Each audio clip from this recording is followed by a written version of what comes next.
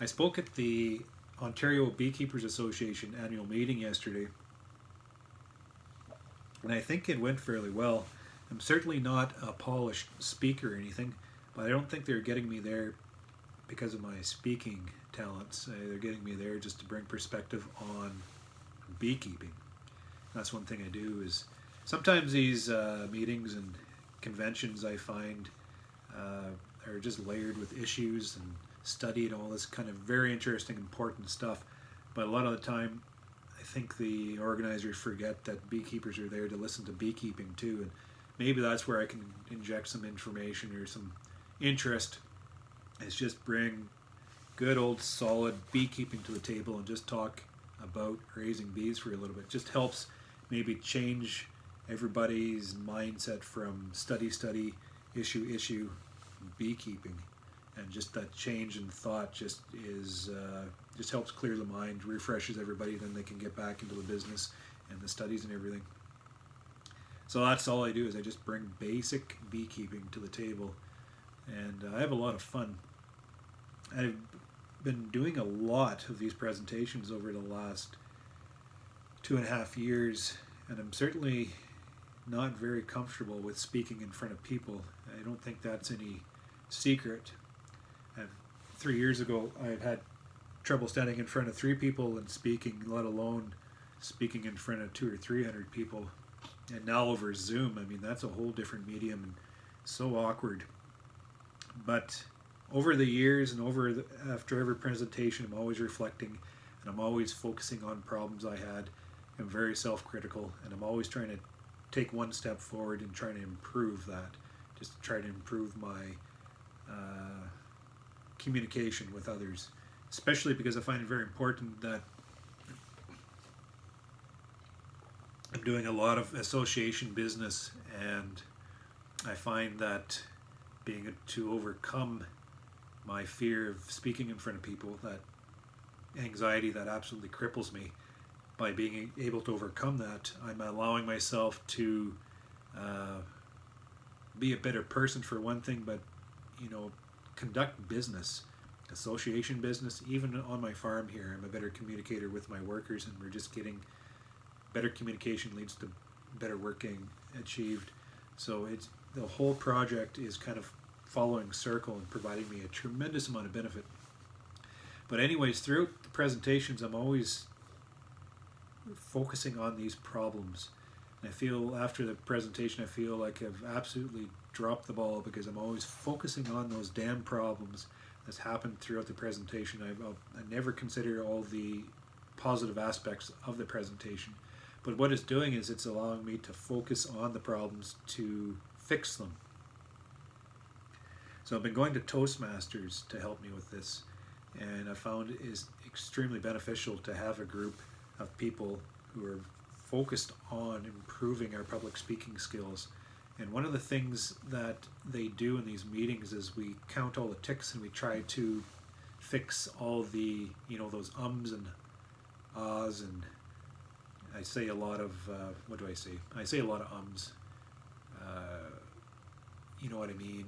Just those kind of bridging, politicians are terrible for it. They should all go to Toastmasters. But just those certain aspects of our speaking, trying to remove those to try to provide more measured thought, and just strategies to use to be able to, make things work. And I noticed at the presentation yesterday at the Ontario Beekeepers Association meeting, when I was presenting, I was plagued with a congested throat. And it happens all the time.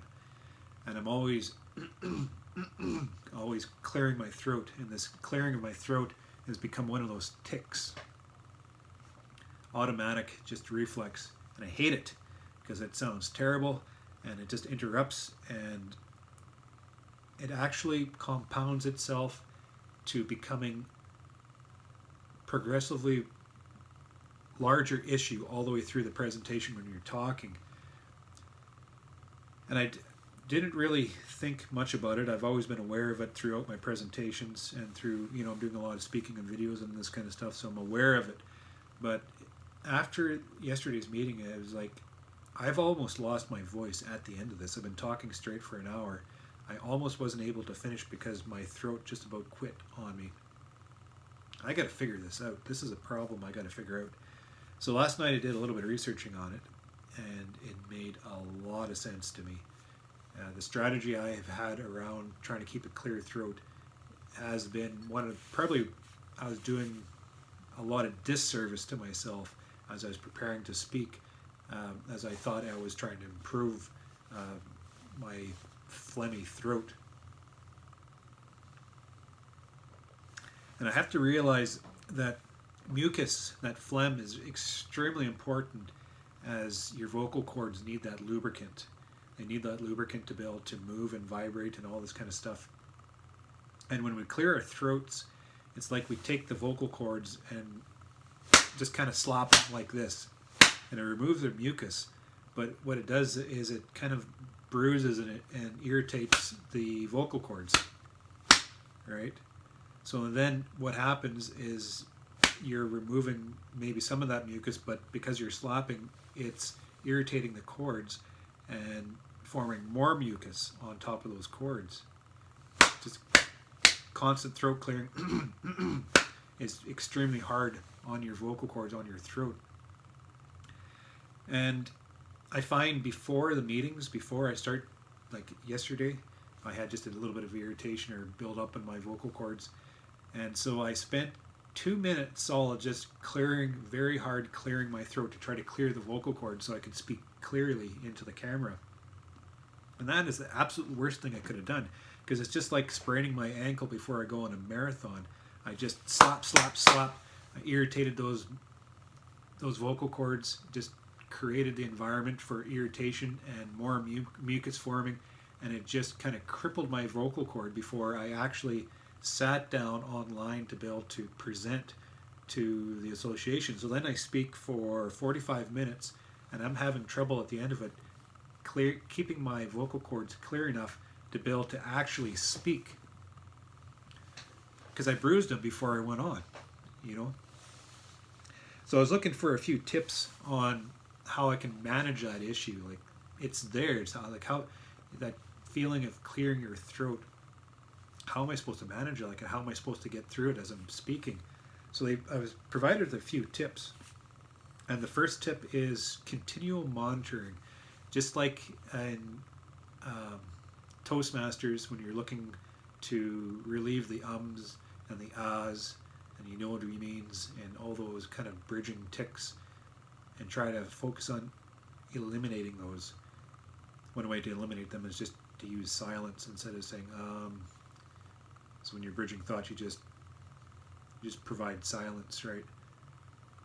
Same with clearing your throat. It feels like you're going to clear your throat. You just have to identify that and just do everything you can not to clear your throat.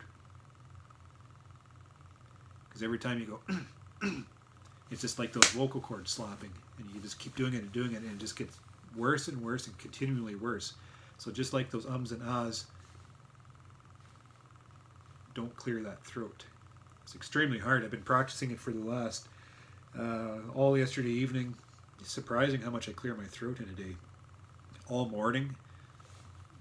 Right now has been the only time I've actually cleared my throat because I allowed myself to. But it's absolutely right. And it becomes a habit, a tic, and just progressive tic through the end of the day. You know, you start the morning out, your voice sounds clear and crisp. By the end of the day, my voice gets really gravelly and sandy and hard, you know. It's because I'm clearing my throat all bloody day. So monitoring is the first thing we got to do. The second thing is provide lubrication. And the worst thing you can do is drink coffee. Like, I might, you know, coffee. I'm on coffee all day. But the point is to make sure, like, coffee is a diuretic, you know, it dehydrates you. You got to keep hydrated. And the better hydrated you are, the more lubrication your throat allows to naturally form, so then it's thinner. It doesn't become thick. You know, that thick mucus is hard to remove. It's more watery, and simple swallowing or breathing clears airways, pathways in the vocal cords a lot easier.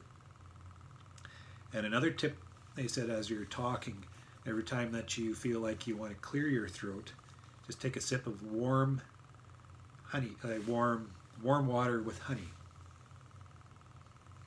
And I thought that's extremely fitting because as a beekeeper, I mean, I have all the honey in the world. So instead of going up on the podium or sitting down here, instead of, you know, providing myself with coffee, which is continually dehydrates me through the day, I should be drinking warm water with honey, right? And every time that you feel like you need to clear your throat, instead of clearing your throat, just pause and take a sip. And that also does another thing I've learned in Toastmasters is just pacing yourself. You know, when you're talking, and I found myself yesterday, I'm going through my material and I'm getting excited talking about this stuff and I'm going, and I don't allow myself. There you go. I just had a problem with my vocal cord. So what I do is I just take a sip and very gently clear my throat. See, and it's completely cleared up. So I got congestion, took a sip, allows my body just to pace itself so I don't panic, and then very gently just kind of, just so the vocal cords, you know, just get away that little ball of phlegm with the breath of air, or maybe even humming. Humming helps a little bit too, just a very low, you don't want to sound silly, but just kind of like that. But what was I saying? Something about drinking honey. Yeah, as you're speaking, is something we learned in Toastmasters, that you start racing and you start identifying pauses as problems. But you have to use those pauses and those points of silence to your advantage to be able to help pace yourself out, to slow yourself down, to allow, you know, the people you're speaking to be able to absorb what you're saying, and just helps manage the whole situation. So by every time that you feel that you get a little bit of congestion within your voice box, just take a sip, slow things down, provide that silence. It's a very natural thing, and it's very comfortable for the audience to actually hear that. As a presenter, I find myself as a presenter, holy shit, I just interrupted with silence. But that's not the case whatsoever. And if we get good at it, as we're trying to do within Toastmasters, you provide those little pauses, those little breaks very strategically that fit within the presentation you're trying to do, just to try to naturally break up thought, naturally break up the topic, so you're just not running like a run-on sentence. You just have it properly structured all the way through, just with little breaks. And by using a sip of warm honey water, or warm honey water, it just allows you to continually keep your throat lubricated and just provides your body the opportunity to relieve that congestion on your voice box, so you're not getting that continual build-up, that slapping, that heavy mucus that you can't clear, and it just kind of builds and compounds in itself. It just, you know, naturally clears itself. So that's what I'm going to be doing very purposely for the next little while as I speak on these videos, as I, you know, throughout the entire day continue throat clearing and try to avoid doing that, and just naturally use these other strategies to be able to keep my voice box clear. And we'll see how that works. And I'll see next time I present. I've got presentations lined up here. I'll see if I can incorporate more of those strategies into my presentation, see if my voice will be able to last to the end of the presentation. And through my Toastmasters meetings, I'm going to specifically focus on that tick, focus on that throat clearing as a tick that I have to identify and solve as a problem, and purposely act on it. to be able to keep my voice clear and crisp, and so then I can communicate a lot more effectively. So at any rate, that's a little bit of thought around that.